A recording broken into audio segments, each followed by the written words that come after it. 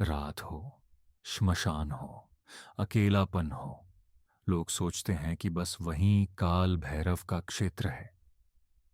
लेकिन सच ये है कि भैरव का सबसे बड़ा युद्ध किसी श्मशान में नहीं, हमारे दिल के अंदर चलता है। जहां अनगिनत भय छिपे बैठे हैं। किसी को कल का डर है, किसी को नाकामी का डर, किसी को नौकरी जाने का डर, किसी को बीमारी का, किसी को अकेले पड़ जाने का, और सबसे गहरा, मृत्यु का भय। कई लोग मंदिर में भी खड़े होते हैं, पर मन में यह चिंता लगी रहती है, आगे क्या होगा, मैं संभाल पाऊंगा या नहीं, कहीं सब हाथ से निकल ना जाए। इन्हीं अदृश्य बेड़ियों को तोड़ने के लिए काल भैरव का स्मरण एक अद्भुत औषधि की तरह काम करता है। काशी में एक स्त्री थी, नाम मान लीजिए सुमित्रा। पति का देहांत हो चुका था, दो छोटे बच्चे, किराए का घर, घर पर बूढ़ी सांस, जिम्मेदारियां पहाड़ की तरह, और मन पर बैठा डर। अगर मैं कमजोर पड़ गई तो इन सब का क्या होगा। रात को सोते सोते वह अक्सर चौंक कर उठ बैठती, दिल तेज धड़कता, आंखें नम हो जाती। वह भगवान से कहती, मैं थक गई हूं, इतना डर किस किस से लड़ूं। एक दिन पड़ोस की एक बूढ़ी दादी ने कहा, बेटी, डर से अकेली मत लड़, काशी में रहती है और काल भैरव से अनजान है। एक बार मन खोल कर जा, देखियो डर कैसे ढीला पड़ने लगेगा। शाम के समय जब बाजार की भागदौड़ थोड़ी थम गई, सुमित्रा बच्चों को घर पर सास के पास छोड़ धीरे धीरे कदम बढ़ाती काल भैरव के मंदिर की ओर चली। मंदिर बहुत बड़ा नहीं था, पर वातावरण गहरा था। दीवारों पर तेल के दिए जले थे। सुर्ख आंखों वाले भैरव की मूर्ति सामने, गले में खोपड़ियों की माला, हाथ में त्रिशूल, पैरों के पास बैठा श्वान। पहली नजर में उसे यह रूप थोड़ा भयावह लगा। दिल ने कहा, ये तो और डरावने हैं, क्या ये डर हटाएंगे। पर भीतर से एक और आवाज आई, जो खुद इतना भयंकर दिखता है वही तो मेरे डर से भी भयानक होगा। शायद वही मेरे भीतर के भय को चूर चूर कर सके। वह चुपचाप बैठ गई। ना उसे मंत्र आते थे, ना कोई बड़ी पूजा विधि।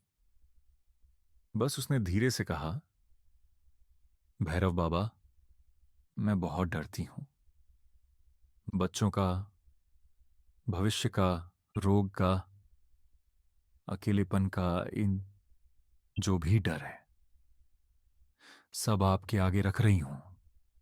कोई मेरा सहारा नजर नहीं आता, अब आप ही देखिए। इतना कहकर उसकी आंखों से आंसू बह निकले। बहुत देर तक वह मौन बैठी रही, किसी चमत्कार की तरह। तुरंत कोई घटना नहीं घटी, मूर्ति नहीं मुस्कुराई, आसमान नहीं फटा, न जमीन हिली। पर उसके दिल के भीतर एक छोटी सी, कोमल सी, पर सच्ची बात उगी, मैं अकेली नहीं हूं। किसी अदृश्य शक्ति के आगे मैंने अपना बोझ रख दिया है। अब मुझे बस अपना कर्तव्य निभाना है।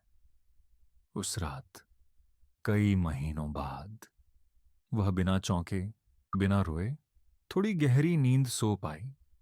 अगले दिन भी समस्याएं वही थीं, पैसे की कमी, काम का बोझ, जिम्मेदारियां।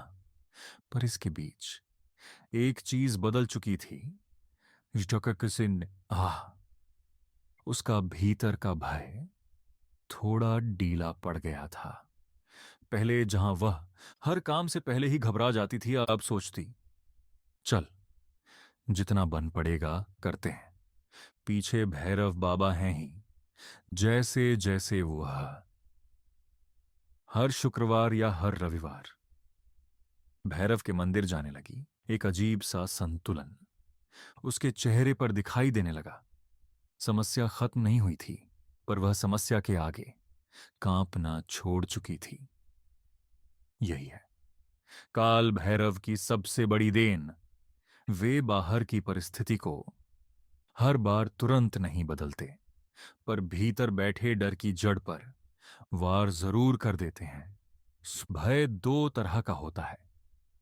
एक जो हमें बचाता है, जैसे आग से बचने का डर, खाई में न गिरने का डर, यह प्राकृतिक है। दूसरा जो हमें जकड़ लेता है, लोग क्या कहेंगे, मैं हार गया तो, मैं गलत निकला तो, मेरे बिना ये कैसे रहेंगे।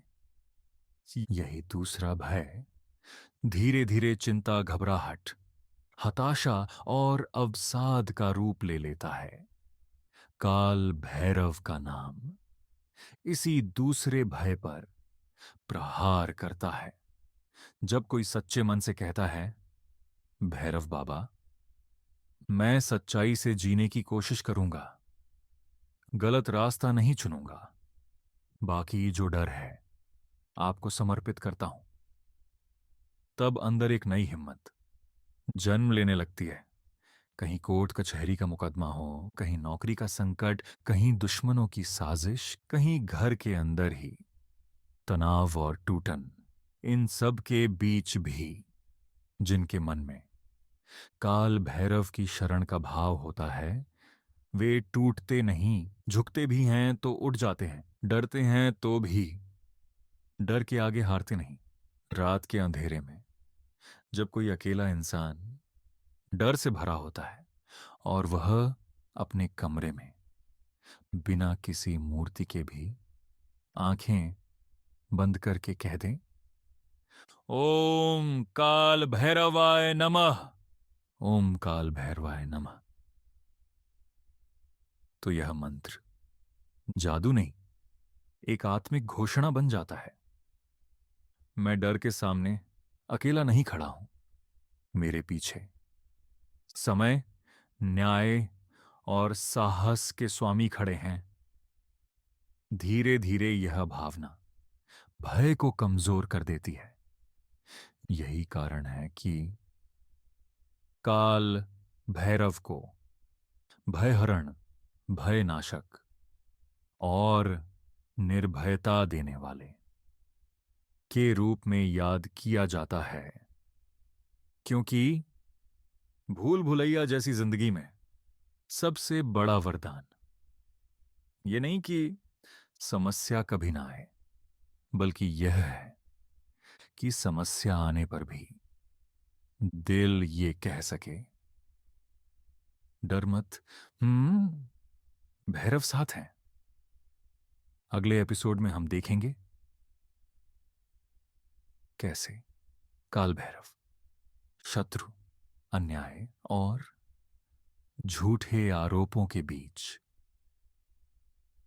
भक्त के लिए न्याय के रक्षक बन जाते हैं, और क्यों उन्हें कानूनी उलझनों और शत्रु भय के समय विशेष रूप से पुकारा जाता है।